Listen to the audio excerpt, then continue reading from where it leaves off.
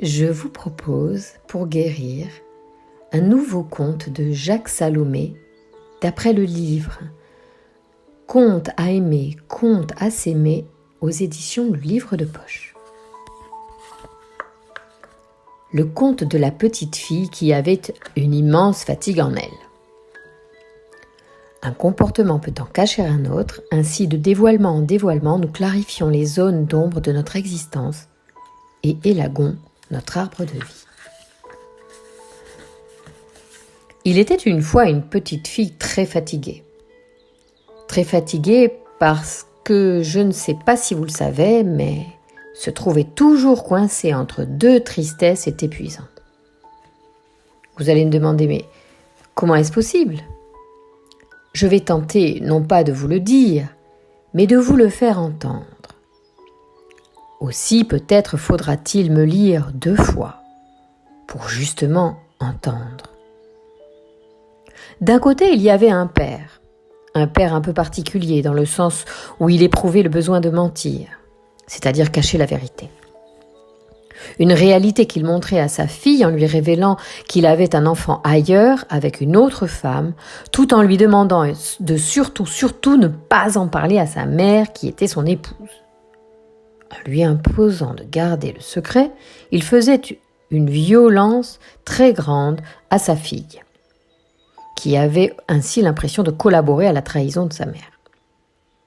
En même temps, elle avait le sentiment qu'elle devait aider son père, d'une certaine façon, le prendre en charge, prendre soin de lui.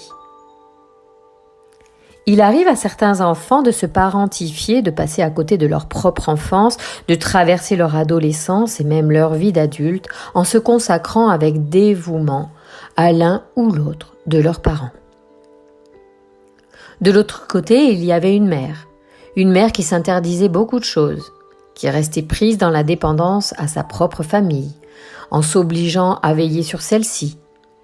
Une mère qui comprenait tout le monde, son mari, ses enfants, et qui en oubliait de vivre sa propre existence. On voyait sur son visage une tristesse très ancienne. Comme elle ne s'en occupait pas, elle la transportait avec elle et même l'imposait à tout son entourage. Comment voulez-vous que sa fille puisse prendre le risque d'être heureuse en ayant ce tableau de tristesse sous les yeux ?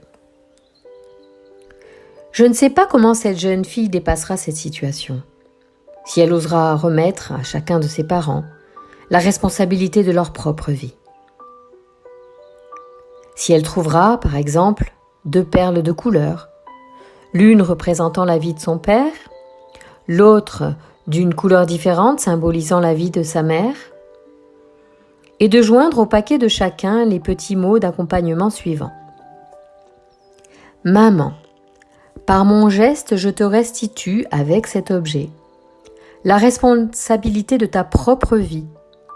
Je ne veux plus continuer à la porter en moi, c'est trop lourd, trop chargé d'angoisse. Papa, je te redonne par cet objet la responsabilité de ta propre vie. Je ne peux continuer à la porter pour toi. Car peut-être, vous qui me lisez, ne savez-vous pas qu'il existe un âge où les enfants doivent accepter de laisser grandir leurs parents ? Mais comme vous ne vous en laissez pas compter et que vous ne perdez pas le nord, vous allez quand même me demander « Mais quel est le rapport de tout ça avec la tristesse ?» C'est très simple. Quand on reçoit de la violence, qu'elle soit verbale, physique ou morale, comme c'est le cas ici, on engrange beaucoup de colère. Comme celle-ci est dirigée vers des personnes aimées, telles papa ou maman, elle est alors refoulée. Elle est souvent retournée contre soi et se transforme en tristesse. Quand la tristesse est épaisse, grise, collante à la peau, c'est le plus souvent de la colère transformée, parce que impossible à exprimer. Cette tristesse qui n'a jamais pu se dire occupe ainsi parfois tout l'espace intérieur d'un enfant ou d'un ex-enfant.